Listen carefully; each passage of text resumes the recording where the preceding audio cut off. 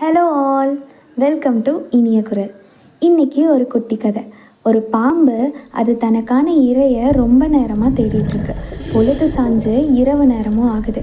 ஒரு மரக்கடைக்குள்ளே போகுது. அது மர வேலைப்பாடுகள் செய்கிற ஒரு இடம். அந்த பாம்பு மெல்ல ஊர்ந்து போக அங்கே கூர்மையாக இருந்த ரம்பம் ஒன்று அந்த பாம்போட தோலை லேசாக கிழிச்சிருது.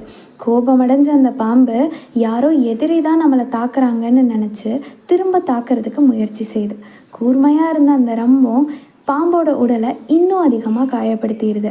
பலமான எதிரி போல் அதை கண்டிப்பாக கொன்றணும்னு அதோட மொத்த உடலையும் முறுக்கி ரம்பத்தை இறுக்கமாக பின்னுது. அதனால் உடல் முழுசும் காயப்பட்டு கடைசியில் அந்த பாம்பு இறந்து போயிடுது.